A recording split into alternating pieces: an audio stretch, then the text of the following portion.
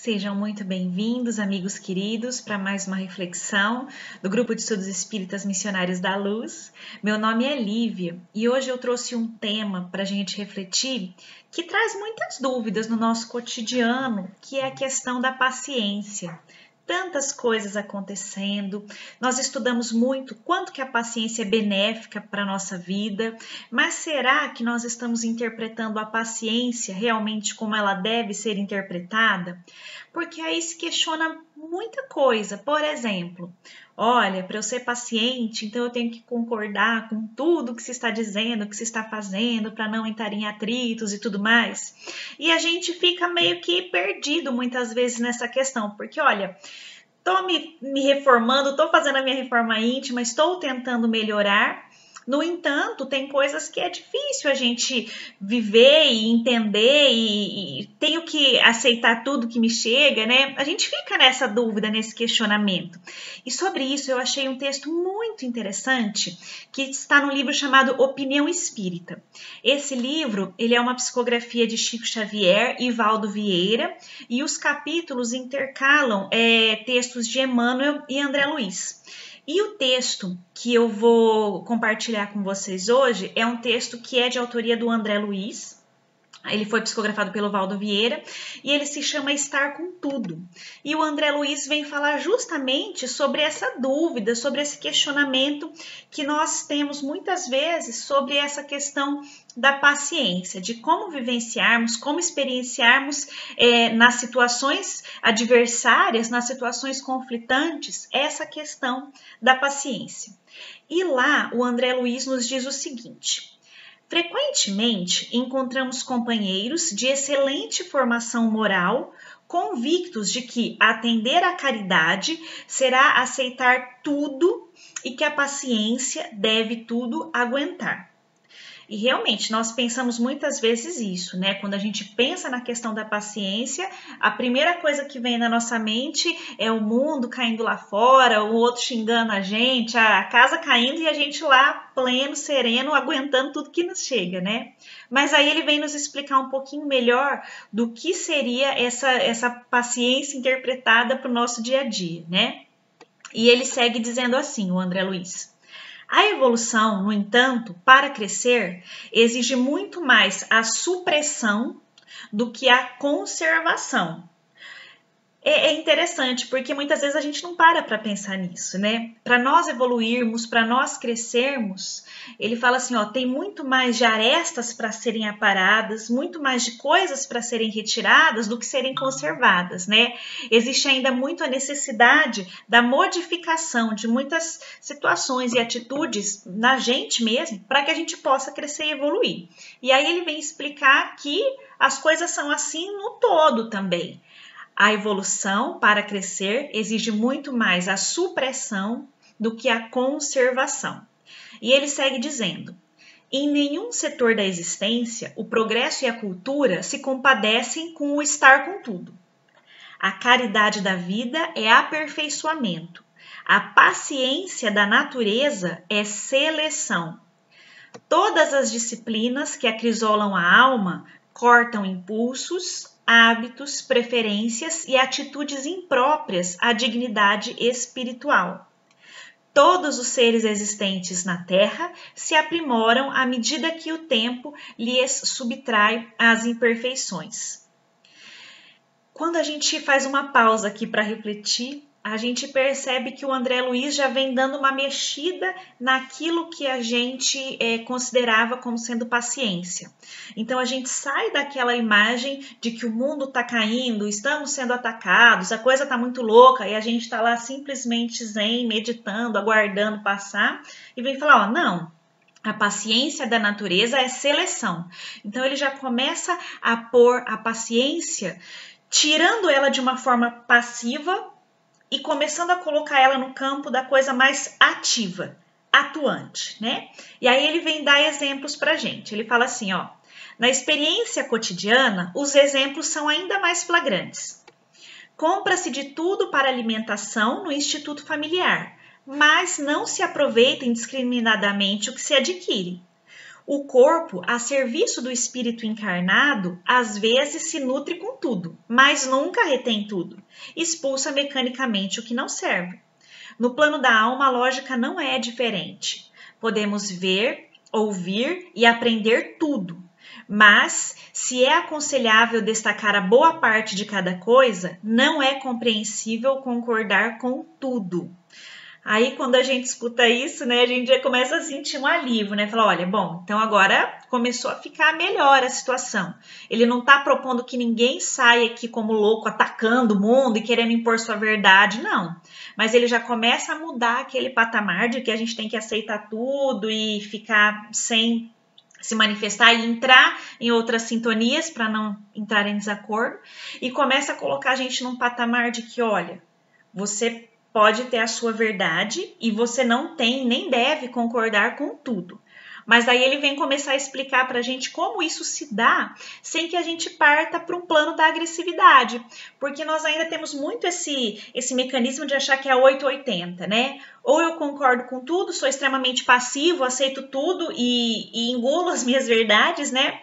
Ou então eu vou ter que me impor, eu vou ter que falar o que eu acho certo, eu vou ter que brigar, eu vou ter que protestar, eu vou ter que agir, Não, ele vem mostrar pra gente um caminho do meio, em que se busca o equilíbrio nisso tudo, em que se busca abraçar a sua verdade, em que se busca tentar a evolução a cada dia e evoluir, mas aparando arestas, tirando de maneira saudável aquilo que nós entendemos que não serve mais para o caminho que nós buscamos trilhar.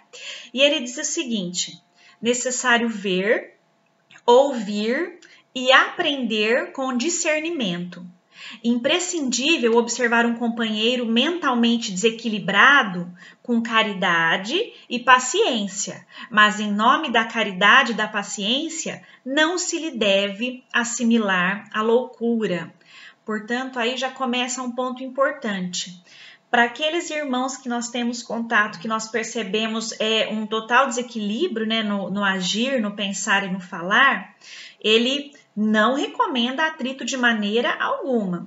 Ele recomenda uma proposta assim, ó, enxergue ele como ele realmente é, uma pessoa mentalmente desequilibrada, mas é necessário a caridade e a paciência no trato, né? Nós não temos que assimilar, que entrar na loucura das pessoas, aí desequilibrando o nosso interior, né? Aí nós nos tornando mentalmente desequilibrados para atender aos outros. Então ele fala, ó, você não vai ficar com raiva, não vai chutar quem não concorda com você, você vai tratar com caridade e paciência, mas você não vai ter que entrar na loucura do outro.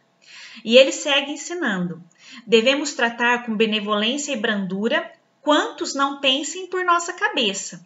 Até porque, né, meus amigos, se a gente começar a tratar mal todos aqueles que não concordam com aquilo que a gente acredita, a gente vai transformar o mundo numa grande guerra.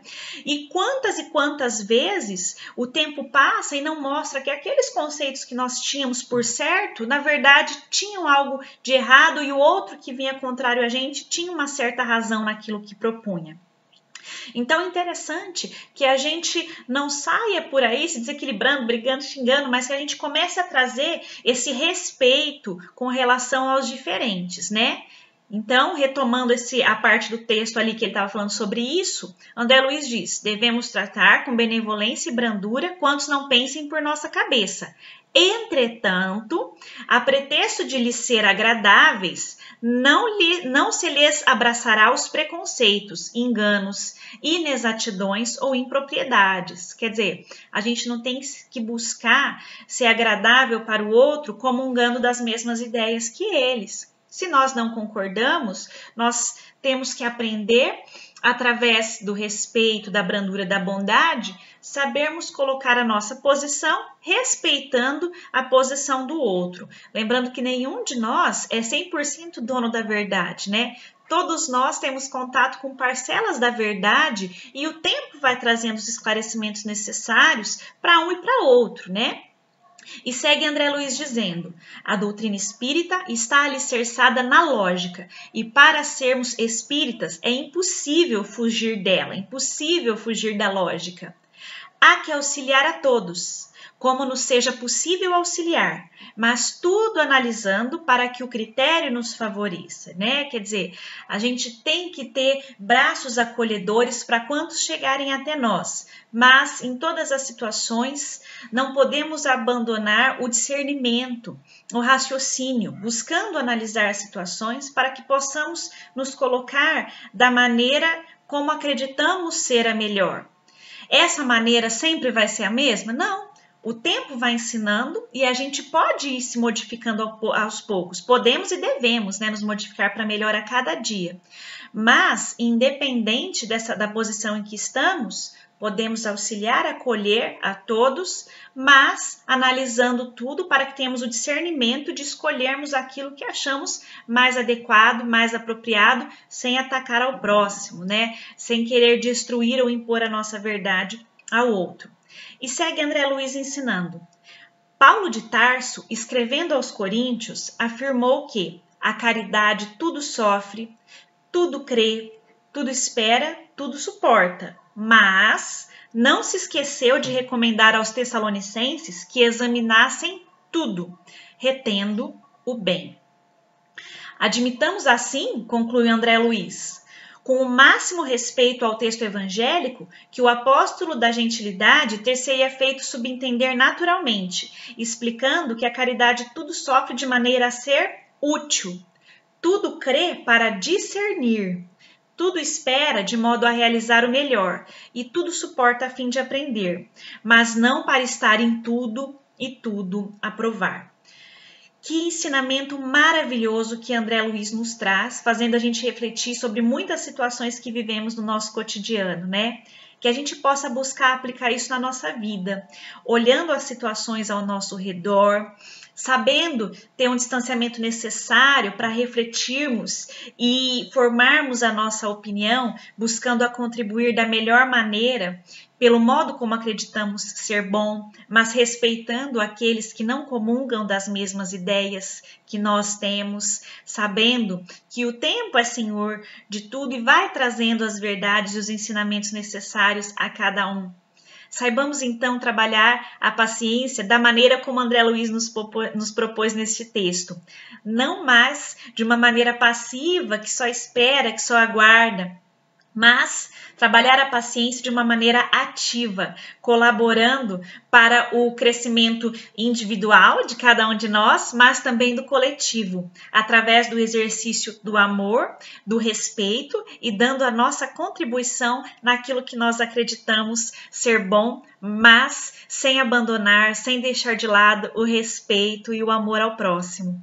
Muito obrigada, amigos queridos, pela companhia em mais esta reflexão e nos vemos na próxima reflexão.